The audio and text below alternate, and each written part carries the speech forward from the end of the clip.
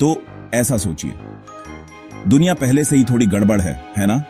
हर जगह तनाव बहुत ज्यादा है। फिर एक आम से दिन एक टॉप अमेरिकी पॉलिटिशियन सेनेटर लिंडसे ग्राहम चीजों को और बिगाड़ने का फैसला करते हैं। अब ग्राहम रिपब्लिकन पार्टी में एक बड़ी हस्ती है, डोनाल्ड ट्रंप के करीबी दोस्त हैं। तो जब वो बोलते हैं, लोग सुनते हैं या कम से कम ड्रामा सुनने के लिए और करीब आते हैं। 14 जून 2025 को उन्होंने दुनिया के दो सबसे बड़े देशों इंडिया और चाइना की तरफ सीधा देखा और सीधे सीधे कहा, तुम्हें खुद को देखना होगा। उनके असली शब्द एक चेतावनी थे कि अगर वो पुतिन की युद्ध मशीन को सपोर्ट करते रहे तो उनके पास खुद को दोष देने के अलावा कोई और नहीं होगा। ये ऐसा है जैसे आपके डैड आपको कमरे के उस पार से वो वाली लुक दें। आप सोच रहे होंगे ये अचानक से क्यों हुआ? खैर, ये असल में इतना अचानक नहीं है, ये कुछ समय से चल रहा है। वेस्ट अमेरिका की अगुवाई में 2022 में यूक्रेन पर रूस के हमले के बाद से रूस पर दबाव बनाने की कोशिश कर रहा है। उन्होंने रूस पर सैंक्शंस लगाए हैं जो फाइनेंशियल पनिशमेंट की तरह है, ताकि उसकी इकोनॉमी को कमजोर कर सके और युद्ध रोक सके। लेकिन एक प्रॉब्लम है, रूस के पास कुछ ऐसा है जिसकी दुनिया को बहुत जरूरत है, ऑयल। और जब तक कोई उस तेल को खरीद रहा है, पैसा मॉस्को में आता रहेगा, उसी युद्ध को फंड करता रहेगा जिसे सैंक्शंस रोकने के लिए है। ग्राहम और वॉशिंगटन में कई दूसरे लोग इंडिया और चाइना के रूस के साथ लगातार ट्रेड को एक बड़ी कमी मानते हैं जो उनकी पूरी स्ट्रैटेजी को कमजोर कर रही है। तो यहां असली गोल क्या है? ये सिर्फ एक स्टेटमेंट के बारे में नहीं है। ग्राहम अमेरिकी कांग्रेस में एक बढ़ते हुए ग्रुप का हिस्सा हैं जो कुछ बहुत बहुत बड़ा करने पर जोर दे रहे हैं। वे एक नए बिल को सपोर्ट कर रहे हैं, एक लेजिस्लेशन का टुकड़ा जो वो कहते हैं कि हड्डी तोड़ने वाले सैंक्शंस को इंट्रोड्यूस करेगा। ये सिर्फ एक और चेतावनी नहीं है, ये एक पूरी तरह से इकोनॉमिक थ्रेट है। ग्राहम की पब्लिक वार्निंग ओपनिंग एक्ट है, मैन मूवी का ट्रेलर है। वो स्टेज सेट कर रहे हैं, न्यू दिल्ली और बीजिंग को साफ कर रहे हैं कि वॉशिंगटन का पेशेंस खत्म हो रहा है और वो ऐसे ड्रास्टिक मेजर्स लेने के लिए तैयार है जो ग्लोबल ट्रेड के लैंडस्केप को बदल सकते हैं, जैसा हम जानते हैं।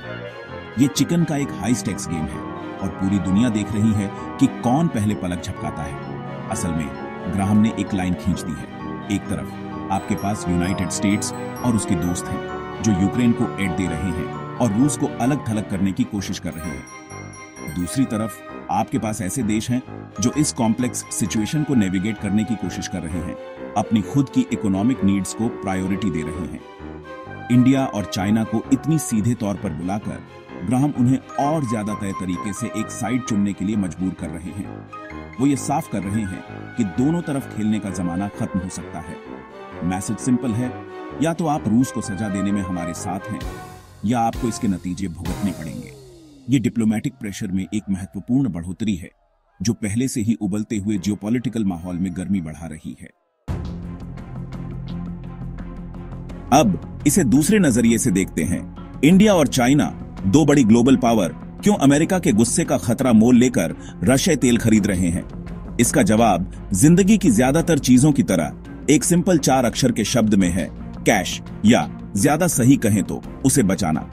जब से वेस्ट ने सैंक्शंस लगाए हैं, रूस को अपना तेल काफी डिस्काउंट पर बेचना पड़ रहा है।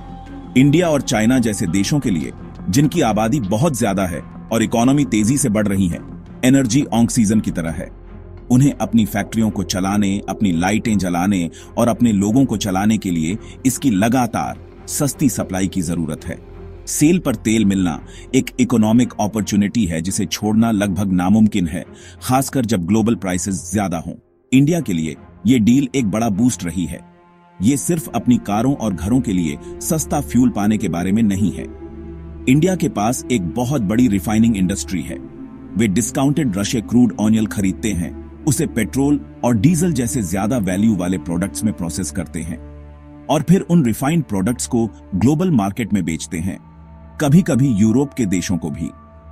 ये एक चालाक बिजनेस मूव है जो अविश्वसनीय रूप से प्रॉफिटेबल रहा है, जिससे इंडियन इकोनॉमी को हाई एनर्जी प्राइसेस के झटके से बचाने में मदद मिली है।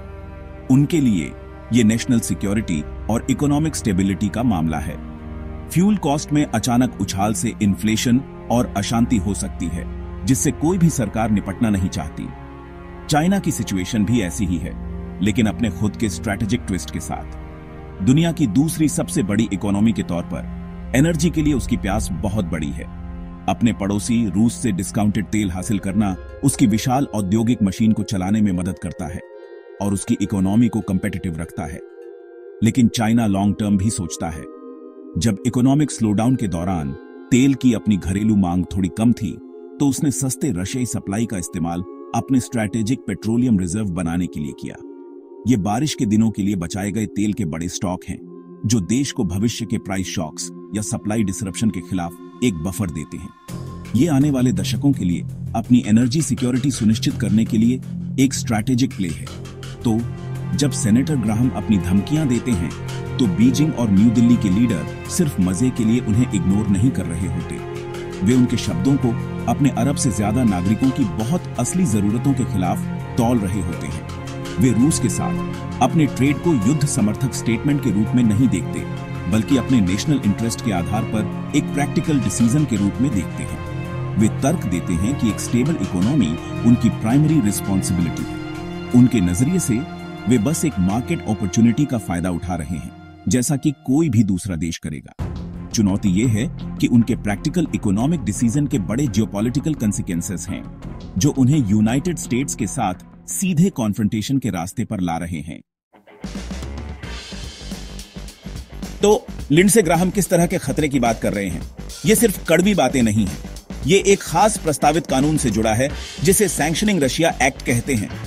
और मैं आपको बता दूं, हड्डी तोड़ने वाला नाम कोई अतिशयोक्ति नहीं है। यह बिल अब तक के सबसे गंभीर और दूरगामी सैंक्शन पैकेजों में से एक होने के लिए डिजाइन किया गया है। मूल विचार सरल लेकिन क्रूर है। अगर कोई देश रूस से एनर्जी, जिसमें तेल, गैस या यहां तक कि यूरेनियम भी शामिल है, खरीदता है और यूक्रेन की मदद भी नहीं कर रहा है, तो यूनाइटेड स्टेट्स उस देश से आने वाले सभी सामानों पर 500% का अविश्वसनीय टैरिफ लगाएगा। टैरिफ इंपोर्ट्स पर एक टैक्स होता है और 500% का टैक्स ट्रेड को तुरंत रोक देगा। इसे ऐसे समझते हैं, कल्पना कीजिए इंडिया अमेरिका को एक स्मार्टफोन 100 पाउंड में बेचता है। 500% टैरिफ के साथ अमेरिकी खरीदार के लिए कीमत तुरंत 600 पाउंड हो जाएगी। कोई इसे नहीं खरीदेगा। अब इस तर्क को हर चीज पर लागू करें, कपड़े, कार के पुर्जे, इलेक्ट्रॉनिक्स, जो भी आप सोचें। अमेरिका और लक्षित देश के बीच ट्रेड रातों रात थम जाएगा। चूंकि इंडिया और चाइना रशियाई एनर्जी के सबसे बड़े खरीदार हैं, इसलिए यह बिल सीधे उन्हीं को टारगेट करता है। यह एक इकोनॉमिक न्यूक्लियर ऑप्शन है। इस बिल को अमेरिकी सीनेट में आश्चर्यजनक रूप से व्यापक समर्थन मिला है। 80 से ज्यादा सेनेटर इसके पक्ष में बताए जा रहे हैं, जो दर्शाता है कि यह सिर्फ एक मामूली विचार नहीं है। इसे वॉशिंगटन में बहुत गंभीरता से लिया जा रहा है। यह प्रस्ताव एक हथौड़े की तरह डिजाइन किया गया है। इसका उद्देश्य एक विकल्प को मजबूर करना है। आप या तो रूस के साथ व्यापार कर सकते हैं या आप यूनाइटेड स्टेट्स के साथ व्यापार कर सकते हैं, लेकिन आप दोनों नहीं कर सकते। बिल के समर्थक, जिनमें यूरोप के लीडर भी शामिल हैं, तर्क देते हैं कि रूस के युद्ध को फंड करने वाले पैसे को वास्तव में काटने का यही एकमात्र तरीका है। उनका मानना है कि पिछले सैंक्शंस बहुत नरम रहे हैं, जिससे रूस को अपने व्यापार को पूरब की ओर मोड़कर अनुकूलन करने की अनुमति मिली है। इस बिल का उद्देश्य रूस के पार्टनर्स के लिए आर्थिक दर्द को इतना अधिक करके उस कमी को स्थायी रूप से बंद करना है कि उनके पास उसकी एनर्जी खरीदना बंद करने के अलावा कोई विकल्प नहीं होगा। हालांकि इसका एक दूसरा पहलू भी है और यह एक भयानक है। आलोचकों, जिनमें रैंड पॉल जैसे कुछ अमेरिकी सेनेटर भी शामिल हैं, ने इस बिल को खराब तरीके से सोचा हुआ बताया है, चेतावनी दी है कि यह एक वैश्विक आर्थिक तबाही को जन्म दे सकता है।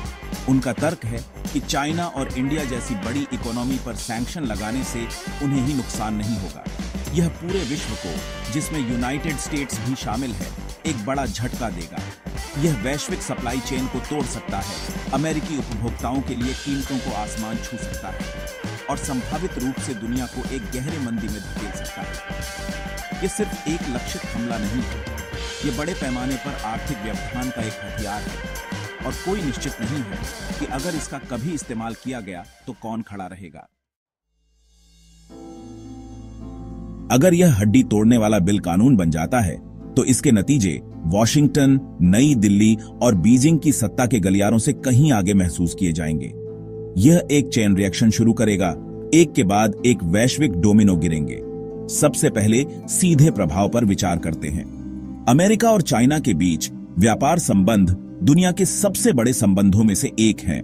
इसे रोकना ऐसा होगा जैसे दो हाथी अचानक एक छोटे से कमरे में नाचना बंद करने का फैसला करें, सब कुछ टूट जाएगा। दशकों से बनी सप्लाई चेन तुरंत टूट जाएंगी।